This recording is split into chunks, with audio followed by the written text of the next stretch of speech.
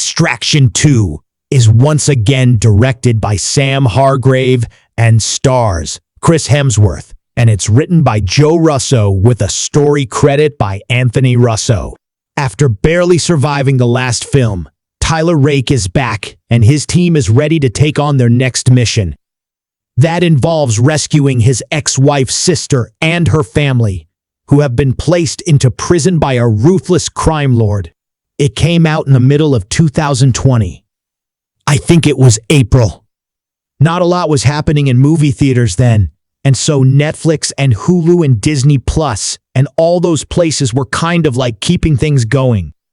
And like the John Wick franchise, which is directed by a former stuntman, the Extraction films are as well.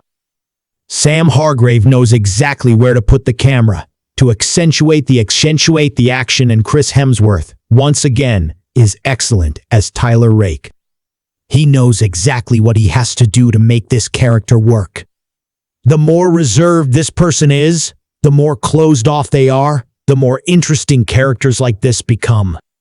It's during the action sequences that action heroes in movies really have to deliver. Tom Cruise, Donnie Yen, Jackie Chan, and Keanu Reeves are perfect examples of that. And Hemsworth and the entire stunt team have put on an excellent show in this film. If you've ever been on a set where even a simple stunt is performed, like a fall or something along those lines, you know how long that takes. You know how much planning goes into something like that. How many conversations are had about said stunt. And when you watch a movie like Extraction-2 or this year's John Wick 4, the level of work that has gone into these action scenes and the construction of them and the weaving of the camera through them is staggering.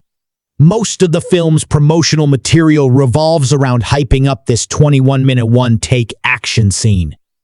Of course it's simulated. There are digital cuts and hidden edits everywhere, but the feeling is achieved.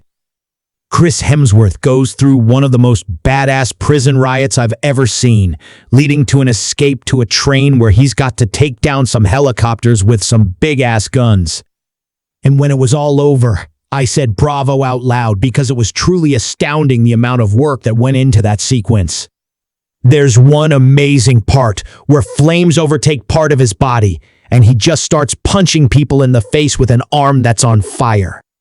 There are things like this that greatly satisfy me. And it's clear that the Russo brothers really like this kind of movie. They've been putting a lot of effort into spy films and action films and TV shows. I haven't seen Citadel. I saw The Gray Man. If I were the Russos, I would put everything into this Extraction franchise and make the third film be in theaters. That was my biggest regret watching this film, is that I wasn't watching it on a theater screen. I saw The Gray Man in theaters. Why couldn't I see Extraction-2 in theaters? The first one was a huge surprise, and most people seem to enjoy it. This film is even better, I think. When it comes to plot, it's fairly formulaic. You can kind of have an idea of what's going to happen, but these movies are allowed to be, I think.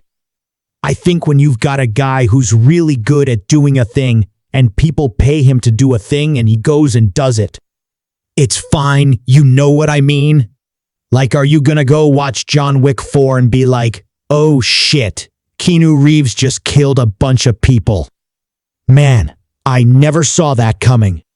Like, of course, you know what these movies are gonna be like. But this movie does actually do a pretty interesting thing with characterization that I think did put it a step above the first, and that is that one of the people he's rescuing is the son of that crime lord that put him and his mother and his young sister in this prison. He thinks for protection he's very disillusioned and doesn't fully understand what his father is doing. He knows that they're criminals of sorts, but he kind of still views it as a family and thinks that it's going to keep him safe. And so I thought that interplay really added to the tension. Really, the movie is broken up into 3 massive action sequences. The first being the best, the second being quite good, and the third being okay. And so it is a bit diminishing returns in regards to the thrills, but all of them are incredible to watch. And the stunt people, as well as the actors, are doing just phenomenal work, including Golshift Farahani, who was awesome. She kicked so much ass. When it comes to movies like Extraction-1, 2, I'm not going into them expecting too much when it comes to plot. I really just want to see a lot of kick-ass action, and both of these films deliver on that front, and I do think this film is a step above the first, not like in a huge way. It's not like this insanely better sequel, but I do see that they were trying to make it better, and I think that they did. It's on Netflix now. If you have some time, check it out. Thank you so much, guys, as always, for watching. Look forward to more videos very soon, and if you like this, you can click right here and get stuckmanized.